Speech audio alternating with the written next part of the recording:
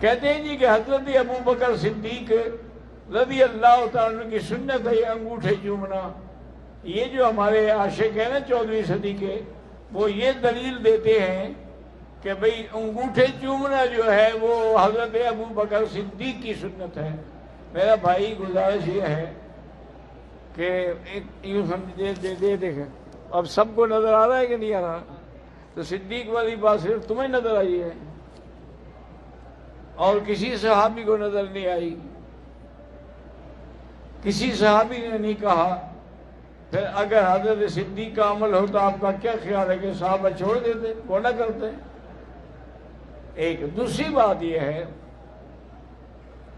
اللہ کا قرآن کیا کہتا ہے کہ یا ایھا الذین آمنوا صلوا علیہ وسلموا تسلیما. میرے مدنی پر صلاۃ والسلام بھیجو کہ اللہ فرماتے ہیں کہ انگوٹھے چومو.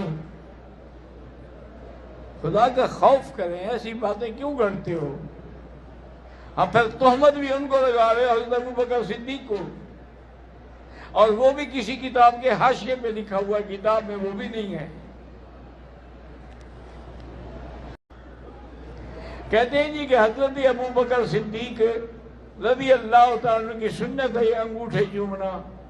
یہ جو ہمارے عاشق ہیں نا 14ویں صدی کے، وہ یہ دلیل دیتے ہیں کہ بھئی انگوٹھے چومنا جو ہے وہ حضرت ابو بکر صدیق کی سنت ہے. میرا بھائی گزارش یہ ہے کہ ایک یوں سمجھ دے دیکھیں اب سب کو نظر آ رہا ہے کہ نہیں آ رہا؟ تو صدیق والی بات صرف تمہیں نظر آئی ہے اور کسی صحابی کو نظر نہیں آئی. کسی صحابی نے نہیں کہا. پھر اگر حضرت صدیق کا عمل ہوتا آپ کا کیا خیال ہے کہ صحابہ چھوڑ دیتے، وہ نہ کرتے؟ ایک دوسری بات یہ ہے اللہ کا قرآن کیا کہتا ہے کہ یا ایھا الذین آمنوا صلوا علیہ وسلموا تسلیما. میرے مدنی پر صلاۃ والسلام بھیجو کہ اللہ فرماتے ہیں کہ انگوٹھے چومو. خدا کا خوف کریں، ایسی باتیں کیوں گھڑتے ہو؟